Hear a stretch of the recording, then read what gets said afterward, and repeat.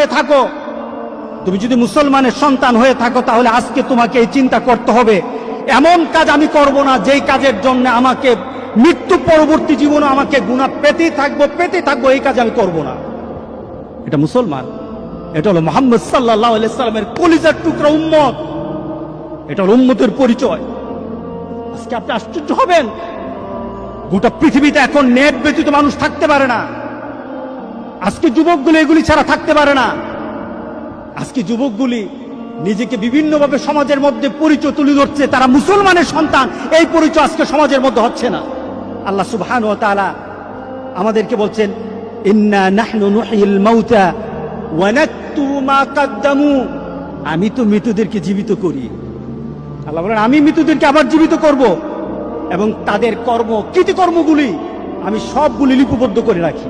ওয়া কুল্লা শাইইন আহসাইনাহু ফি ইমামিন মুবিন, আর প্রত্যেকটি সংরক্ষিত আছে, প্রত্যেকটি জিনিস সংরক্ষিত আছে তোমার জীবনের, প্রত্যেকটি জিনিস সংরক্ষিত আছে। যুবক, তোমার জীবনটা যদি, তোমার চলাটা যদি কুরআন এবং সুন্নাহ অনুযায়ী হয়, আল্লাহর রাসূল আর নেককার বান্দারা যেমন সুন্দর মউত পেয়েছে, রাসূল সাল্লাল্লাহু আলাইহি সাল্লাম বলেন, তোমাদের মউত তত সুন্দর হয়ে যাবে, তোমাদের মউত তেমন সুন্দর হবে। রাসূল সাল্লাল্লাহু আলাইহি সাল্লাম বলতেছেন, তুমি দুনিয়াতে যেভাবে চলবা মউতও তেমন হবে।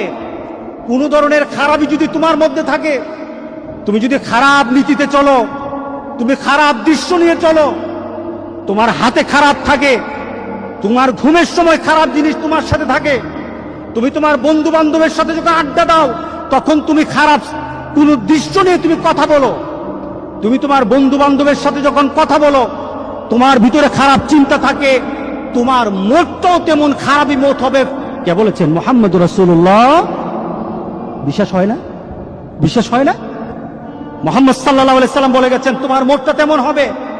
শুধু তাই নয়, কামা তামুতুন্না তুবাসুন, যেমন তোমার মওত হবে তেমনই ভাবে তোমাকে আখিরাতে উঠানো হবে।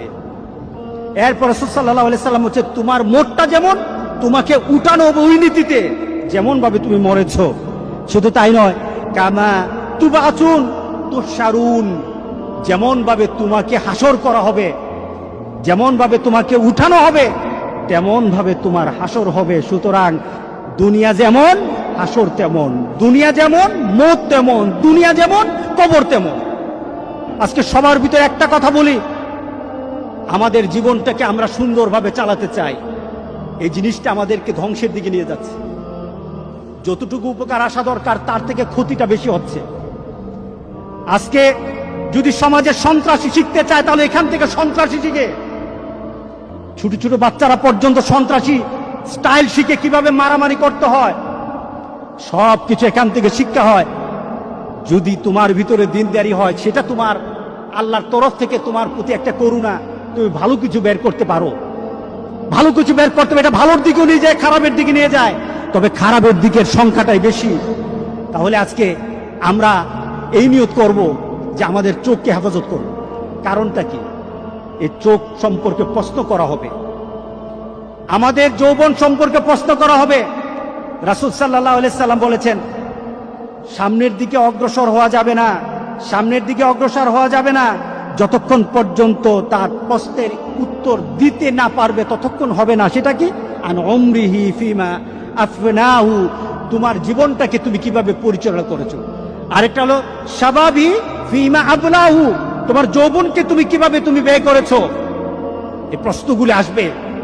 কবরে যেমন প্রশ্ন, হাসরের ময়দানে প্রশ্ন আছে। তাহলে চলুন আমরা পরিবর্তন হয়ে যাই। এই চোখকে আল্লাহ সুবহানাহু ওয়া তাআলা, প্রত্যেকটি মানুষের চোখ যেন আল্লাহ হেফাজত করে, প্রত্যেকটি মানুষের কানকে যেন আল্লাহ হেফাজত করে। আল্লাহর কাছে বেশি বেশি করে চান। চোখ যদি ধরা খেয়ে যায়, কান যদি ধরা খেয়ে যায়, বাঁচার আর উপায় নাই, বাঁচার আর উপায় নাই, বাঁচার আর উপায় নাই, বাঁচার আর উপায় নাই। একটা ছোট্ট ঘটনা, আমি হজে গিয়ে বইটা কিনেছিলাম, আরবের এক পুলিশের জীবনী। সে তার পুলিশের চাকরি করতে গিয়ে জীবনে যে যে ঘটনাগুলি তাকে তার হৃদয়ে দাগ কেটেছে, এমন কিছু